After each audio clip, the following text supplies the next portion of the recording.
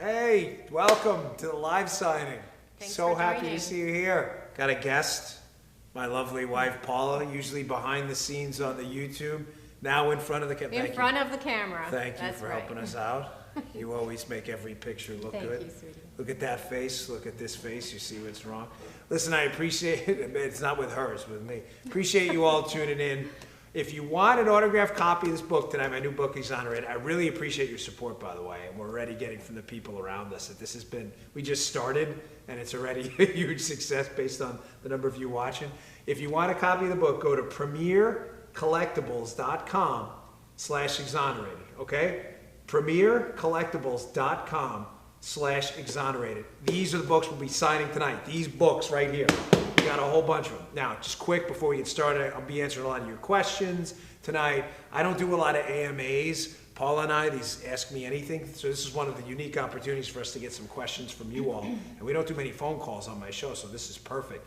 But we will be signing these tonight throughout the time, so we'll be going back and forth signing and stuff, answering your questions. But I wanted to tell you quickly, briefly, why I wrote this book. Many of you bought Spygate, my initial book, which we really appreciate. My partner in publishing, Anthony over there, he's sitting in the corner. Maybe we'll get him to say hello a little later. He says it's one of his cleanest selling books ever. People love that book, right? Spygate.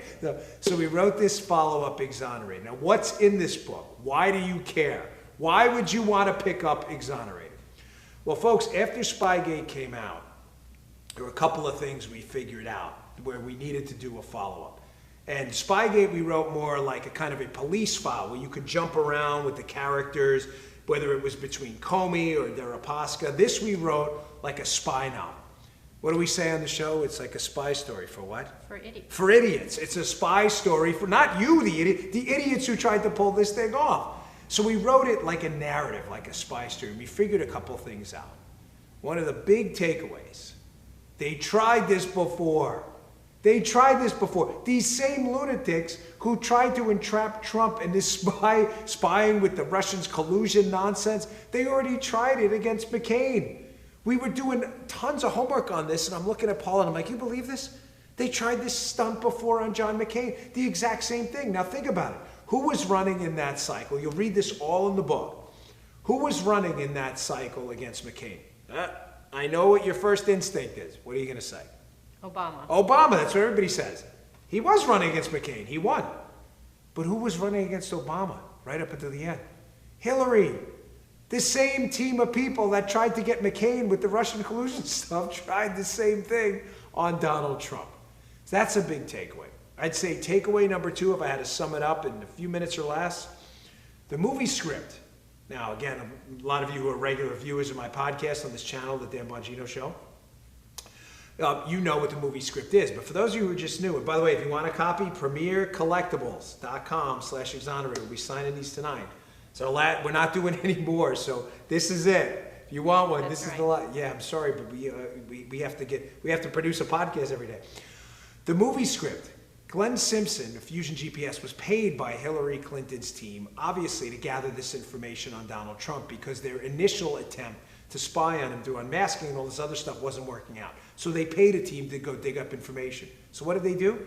They went back to a 2007 article Glenn Simpson had already written 10 years earlier and basically plug and play Donald Trump's name into it. We call it the movie script. When you read about how it went down and the similarities between Glenn Simpson's 2007 movie script article in the Wall Street Journal and the dossier, wouldn't you say you'd be really pissed off? Can we say pissed off? I don't think we should say pissed off. You can say pissed off. Well, we just said it twice, 3 Yeah. times. So, but I think you'll be really infuriated at what they did and what they tried to pull off. One final takeaway from the book. Mueller, you can see on the cover here. Mueller gets the opportunity in July of 2017 to make this all go away. And when I say make this go away, I say Bob Mueller in July of 2017 gets the dreaded text messages from the IG, Michael Horowitz. Remember the text messages, the smelly Walmart people text messages, the insurance policy text messages? You remember all that? Mueller gets those. Gets them. It's in the book. premiercollectibles.com/exonerated. So now you may say, well, if Mueller had the text messages and he knows that this thing is all a scam and a setup on Trump, well, what did he do next? Surely he made the case go away. Well, you now know that's not true. He doubled down. And when you find out inside the book what he did in July of 2017 afterwards, and his team, arresting Papadopoulos at the airport, going and grabbing Manafort, serving a search warrant in an early morning raid, I promise you are going to be furious. We got a pretty cool timetable on our YouTube channel. That's right. Paula put that together. She makes all this stuff look good. She's a beauty, isn't she? I don't know. Any comments about her beauty? I married up. You're embarrassing me. That's what I live for. Come on, everybody loved our thing last time. We did one last time for Spygate. You can still watch, by the way. There was like 112,000 views. Is my face red right And the now? big comment, no, the comment I got most of is how me and you were cute together. We're like Laurel and Hardy. All right, I'm going to sign some books here, but while we're doing this, I talked about the book. I want to get to some of your questions because we get a lot of questions, Paul and I. What do you think? You want to pick a few out? Sure. What do All you right, we got this, a few of these. Why don't you run for Congress? You would be great. Would you kill me? Would you divorce me if I ran for Congress again? Yes. Tell the audience I the would truth. leave him immediately. Didn't you tell me once if I ran Been for there, office? done that, didn't work out. No, Don't. we almost won. So would I run for Congress again? What would you think I would answer to this question to the audience? Would I ever run for Congress again? No, of course not. Yeah. No. You know what? No. The answer is I wouldn't run for Congress again, and I'll tell you why. I think thanks to you all, and I mean this, all the people who support the books and the podcast. I'm not messing around. Like I know Paula and I could be like silly. I love my wife to death. She's great. But I think you'd agree too, right? That we make a bigger dent on the outside. Absolutely. Doing this now. I mean, if we were stuck in Congress as one of 435 members, I mean, we have the second most popular conservative podcast in the country, thanks exclusively to you. You're the greatest audience in the world. I recorded tomorrow's podcast a little early, and I said that today, too, that I mean it. Like, you really touched me. You understand we were number 2 on Amazon all day today? Do you know what that means to me? I was like a poor kid. My wife grew up in Columbia. I grew up above a bar at 64th Place in Myrtle Avenue. And you all made our book the number 2 selling book on all of Amazon today. We're hoping to get to number 1. We still got a shot. But if you want an autographed copy, again, premiercollectibles.com/exonerated. These are the last ones. I'm not going to have many more after this. So if you want a copy, please, premiercollectibles.com/exonerated. All right, So we've what got else? another question here from John from Alaska. Why does Alaska, it, nice. Yeah, yeah. John Why from does it Alaska. seem the media overrides the justice system in America? If the media ignores it, it won't be investigated. Well, the media doesn't override the justice system, but they definitely influence the justice system. I think the myth we can roundly throw in the garbage right now that some of us before the Trump era was that justice was blind. We now know that's not true. Justice is only blind for Democrats. We figured that out through Spygate, sadly. Political capital matters, political pressure matters, but that's why I say to everyone, don't give up. I mean, if someone doesn't wind up in handcuffs, that doesn't mean, what are we going to do, give up? You know what, forget it, it all happened, we're just going to forget about it. No, you got to keep the heat on and hope eventually, especially Comey and McCabe, meet Lady Justice. And I think Andy McCabe, the deputy director of the FBI, was, one quick thing about the book too, by the way, I just want to mention. The beginning portion of this book lays out kind of a mini cast of characters. And you may say, well, I don't need that. No, you do. You know why? One thing we added to this book is we added potential motivations why they did what they did. We got a lot of audience questions about this after Spygate. Why? Why did Comey, remember that? All those emails? Why? Why do you think Comey did this? Why did McCabe do this? Well, That's actually the next question here. Oh, really? I did not plan that. I'm dead serious. What's the question? All right, the question here from John in Minnesota. Is hating Trump enough of a motive for everyone to take such big risks, such as Mueller and Comey? That's really weird because I swear I did not like Or are Paul they Ryan trying at to all. avoid even bigger crimes for being exposed? Is hating Trump a bigger risk or were they trying to hide bigger crimes? Based on my sourcing, I said in the beginning when we opened this up, and I wasn't kidding, that this is a spy story for idiots, and I meant it. I say that as kind of a joke, but it's really not. I really don't believe some of the players at the top, let me say this right, they were smart, but they weren't bright. Does that make sense? They may have been book smart, very academically well-read. Jim Comey's a lawyer. He has a CV to die for. But I believe he was so enamored. He was a modern-day Narcissus. He loved looking at himself in the mirror. He was the most wonderful man in the room. Just ask him, right? They fell in love with this power bubble, and they lost control of their bearings in the real world. And I really believe, again, they were smart, not bright. They weren't bright enough to realize that Mrs. Clinton could lose the election, and they'd get caught. I really mean that, because they left a paper trail, which I document in a book, by the way, the Woods file and everything else. They left a paper trail 22 miles long. This is not hard to figure out. I mean, I was an 1811 federal agent. You don't have to be. You know, my wife was an internet and database developer. When I explained to her the case, she doesn't need me to tell her twice. She's like, oh yeah, that makes sense. It's not complicated to figure out what they did. Not at all. It's actually pretty easy. What do we got? All right, this is a good one. What are your coming project plans for the future? Is there another book from artists in Michigan? Anthony, is there another book? What do you think? I'm writing it right now. Anthony, he's writing. He's actually giving notes for the book right now in his iPhone. Is there going to be another book? Listen, hopefully yes, but you know, we write when we feel like we're inspired to write. I mean, you know, one of the reasons I like working on it, I would say that because he's here, is nobody pressures me to do anything. Thankfully, due to the grace of God and a really super loyal, great audience like you all, you know, there are no real financial considerations. We do it because we want to do it. And I honestly wrote this book because I felt like since Spygate broke, there was critical information that needed to get out there. If other stuff breaks later, will there be a trifecta, Spygate exonerated in book 3? There could be. You know, there's still, I believe we still have about 2 years of information to come out in this based on some sort, and when I say 2 years, you may say, well, I don't get it, what do you mean? I think there are more investigations that are going to be spurred from the investigations. So there may be a third book, and the next book might be about something else. But I'm always open to ideas. You know, if you want one, just get on our Twitter.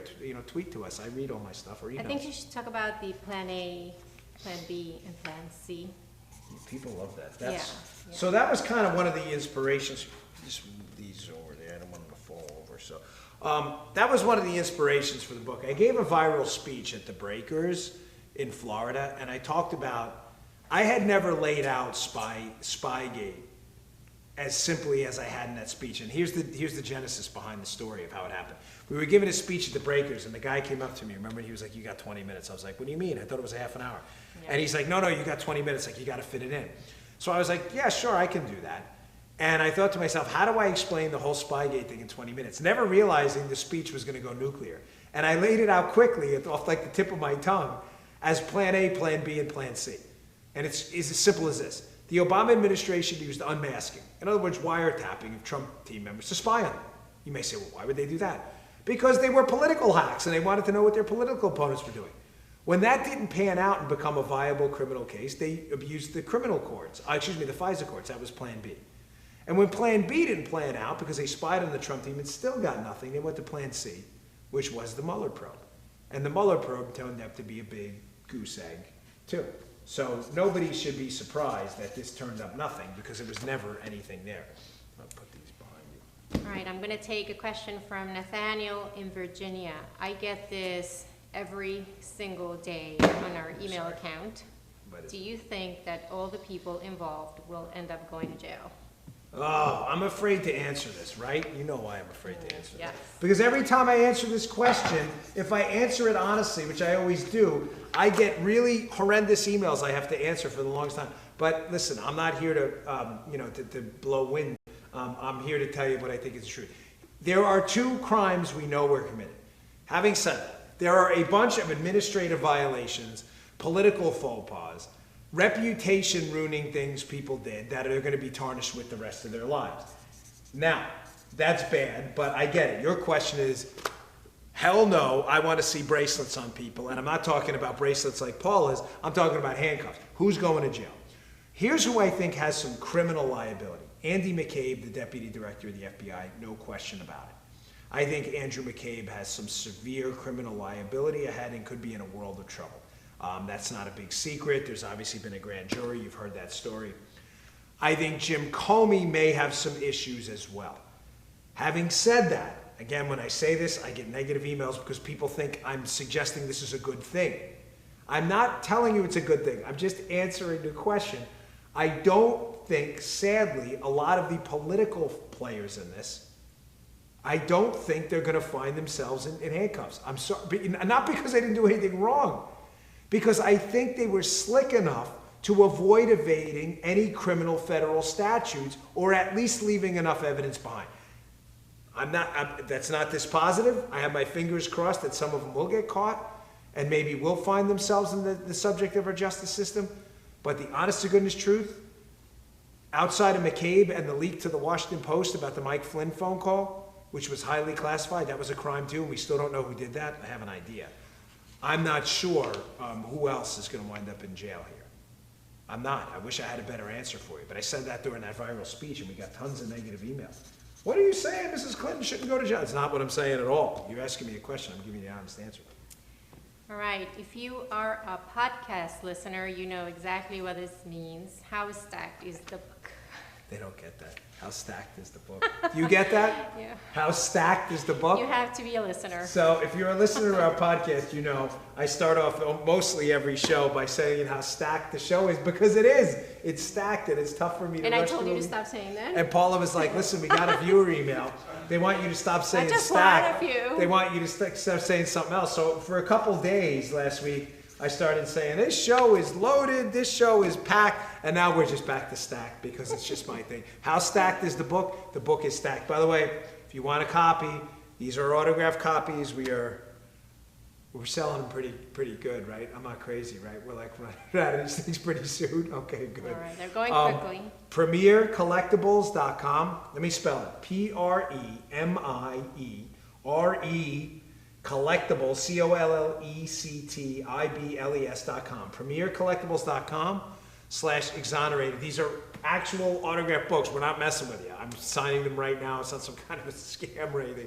PremierCollectibles.com/exonerated. Pick up your copy today. We really appreciate it.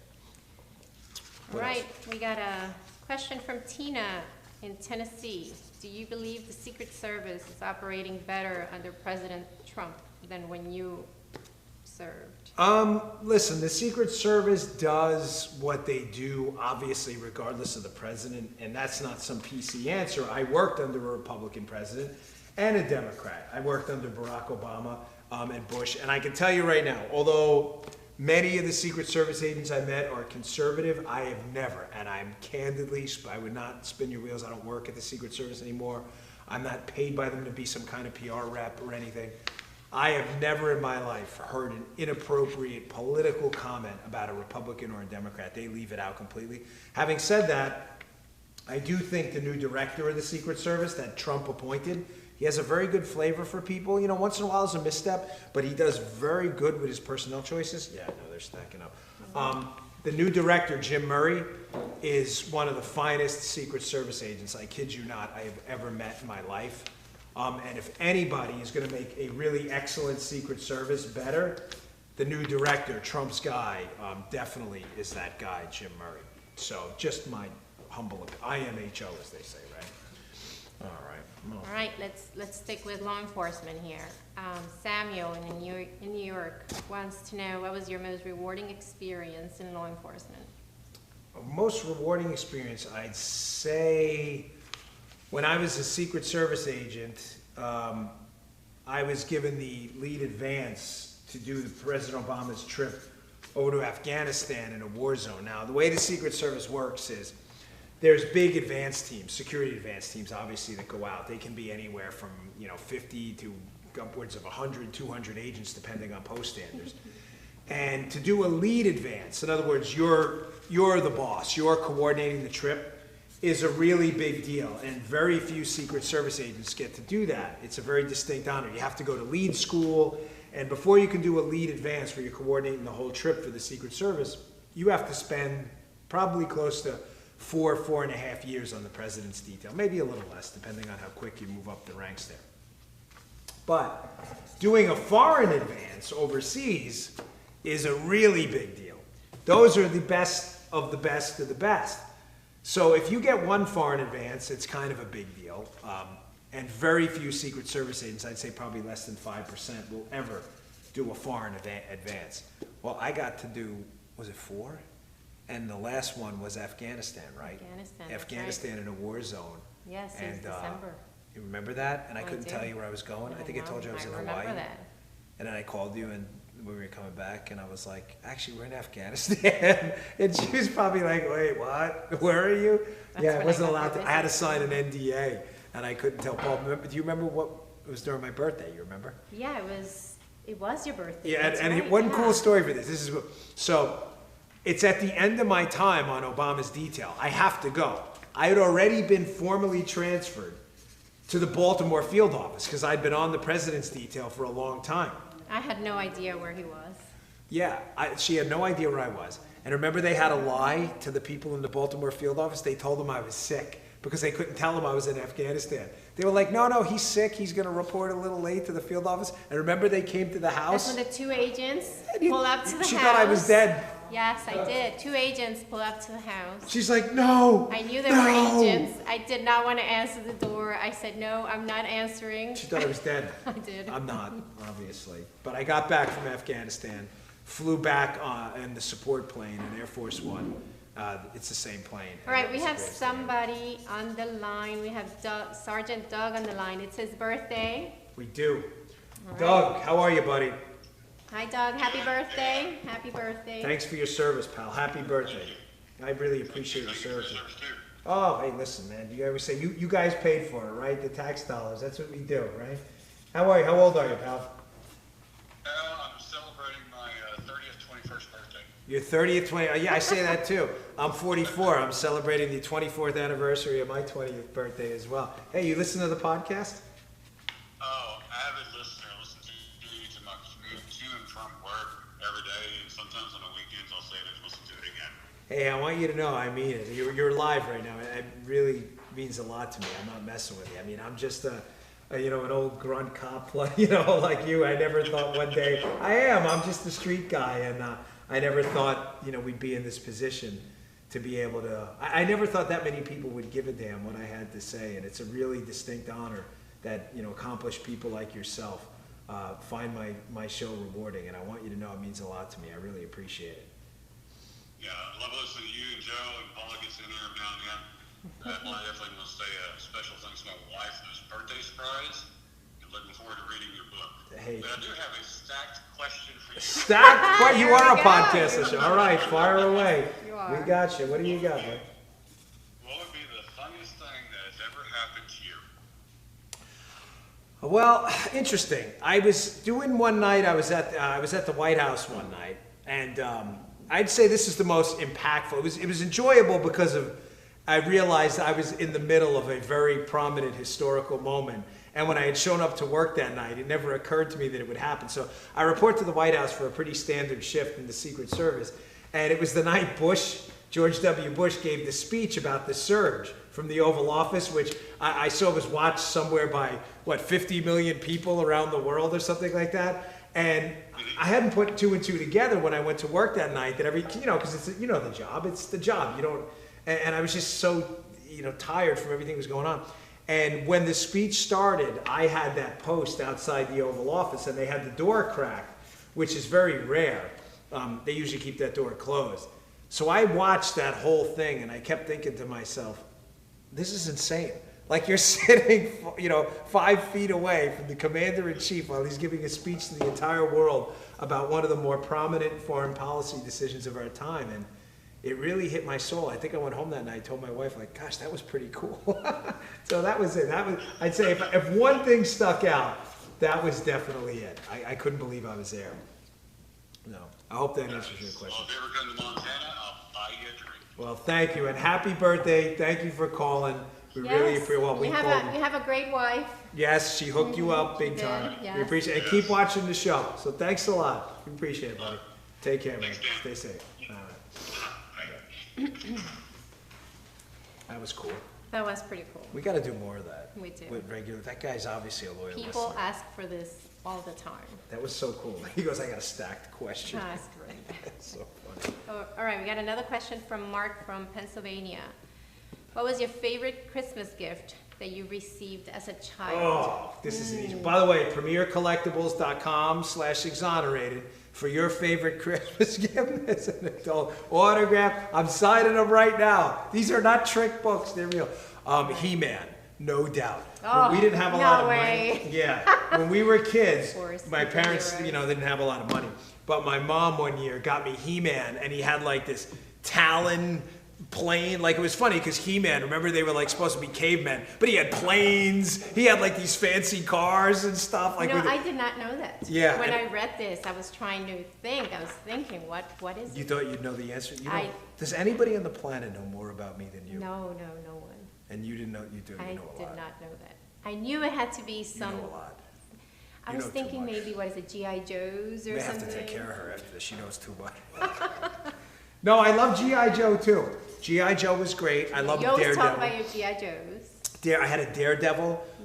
They had the Secret Wars. Remember those? And they had the little Daredevil action figures. And someone came over once and said, "Oh, that's a cute doll." I said, No. It's an action figure. This is not a Daredevil doll. But I love Right, it's not a Daredevil. But Barbie. He-Man takes the cake. You know, I love lifting weights, so He-Man was always my man. I loved He-Man. He was the best. All right, another question here. What would be the perfect job for you? I swear I have the perfect job. I'm not even messing around. Like, He I would loves not it. want. He loves it. I would not He really change does. one thing about, and it's the audience too. Yeah. I can't say it enough. I know, you know, I did not do this my whole life, so I'm not like a polished TV personality that knows all the, hey guys, trick. That's not my thing. I was a cop, I was a Secret Service agent, I had real jobs, I worked for a living, so did my wife. The fact that you all have put me in a position where you are interested in what I have to say is so beyond flattering. I wouldn't trade. There's not another job. I'm not kidding. You couldn't offer me the center fielder spot for the Yankees, the quarterback spot for the Giants. I'm not interested. I love my job, and I love talking to you all every day. And writing these books I enjoy as well. It's a lot of fun. You wouldn't think so. I hated writing when I was a kid, but this is enjoyable. All right. Can a lawsuit be filed to hold Hillary Clinton and the DNC liable for the costs associated with the Mueller witch hunt? By the way, premiercollectibles.com They're / selling exonerated. quickly. Sell it, yeah.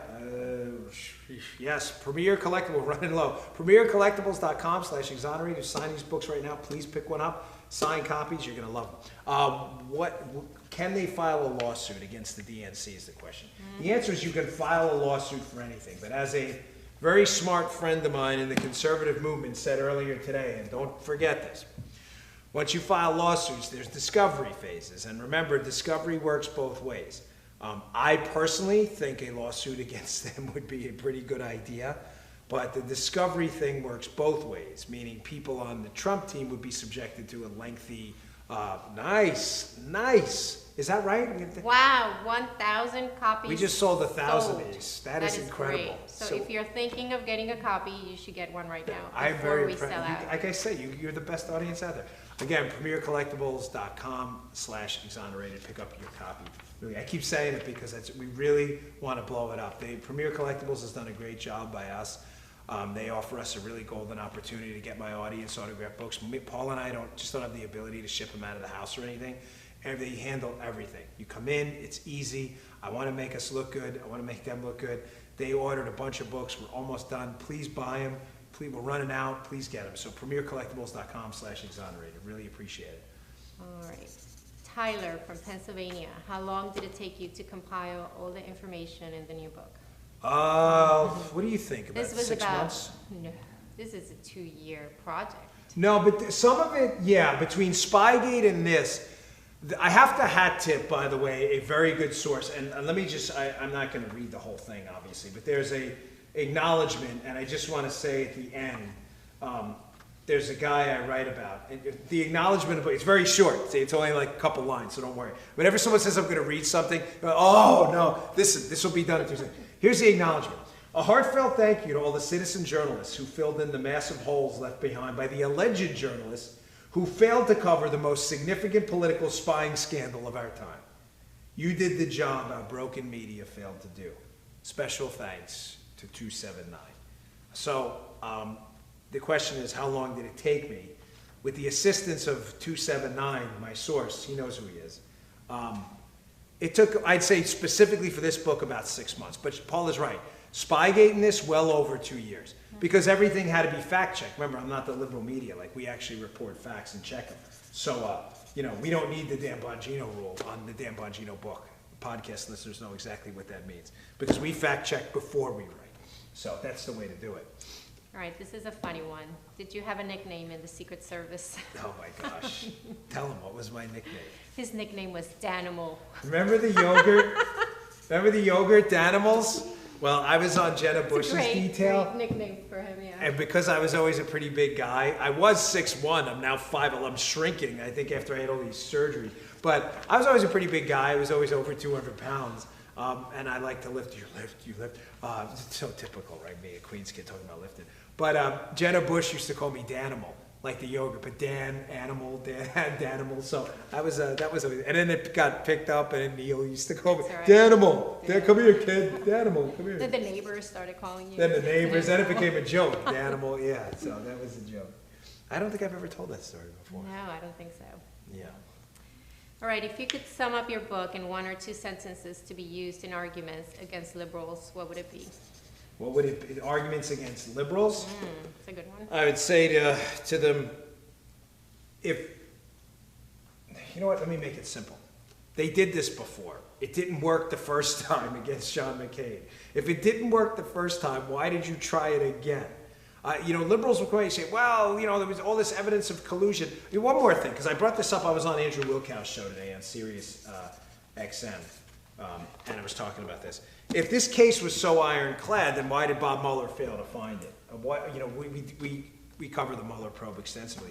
If there was so much information of criminality, why did Bob Mueller fail to find it? He had $40 million, he had a team, a cadre of FBI agents, and some of the finest lawyers in the country. The answer is because it wasn't there. And the fact that they tried this before and it didn't work and recycled the same hit against Donald Trump says to me they got desperate. There was no crime. But there's nothing there. There's no there there. And the evidence they allegedly put of obstruction in the Mueller report is not evidence at all. Ladies and gentlemen, remember this. This is important. That's another thing I say on the podcast all the time. Very important. Very important. Evidence and facts are not always the same thing. You may be like, oh my gosh, here we go with the alternative. No, hear me out. Evidence and facts are not the same thing. Because a fact appears in the Mueller report does not mean it's evidence. Let me give you an example, and this will make sense. Paula went to the bank last week to make a deposit for us. There's a bank we go to in Martin County. If that bank, God forbid, was robbed on the same day Paula was there, it's a fact that Paula was in the bank, right? But is that evidence that Paula robbed the bank? No, she didn't rob the bank. Joe's going to be upset. Joe's going to be upset because our Joe producer Joe always robs the bank. Do you see what I'm saying? What Mueller did in his report is he laid out a series of facts. Donald Trump and the Trump Tower project in Moscow. That's not evidence of a crime. There's nothing illegal about Donald Trump building a Trump Tower in Moscow that he never built, by the way. Facts and evidence. Evidence can be facts, and facts can be evidence. But a fact is not evidence if it's not evidence of any crime. And that's what Bob Mueller did. And it's a real shame. And we lay that out in the book, too. I think we even use that example. Right, I'm gonna read you, but I'm gonna leave the name out because I don't want to get him in trouble with his girlfriend. But this question is from New York. I'm a new listener. My cousins referred me to your podcast. My question to you is, how do I deal with my girlfriend who leans more left? I feel she's been brainwashed through Twitter and believes most of the information she's been fed by the mass media. What sources would you recommend for true factual information so I can try to bring her to the right?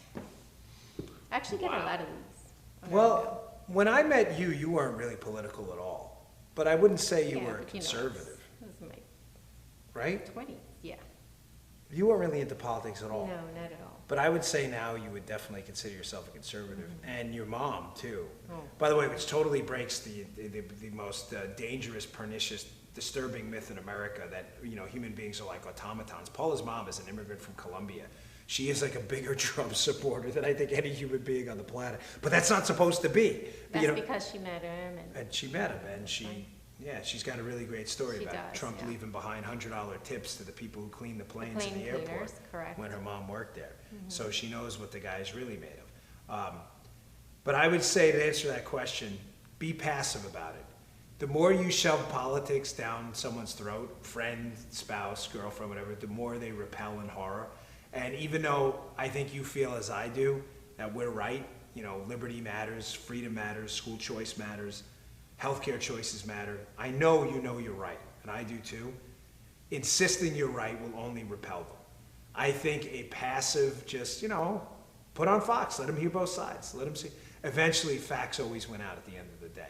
But active measures, I would say, big thumbs down, right? Wouldn't you? Yeah. I never, ever forced politics on you at all. Paula No. just kind of came to it on her own time, ever. We don't always agree on everything.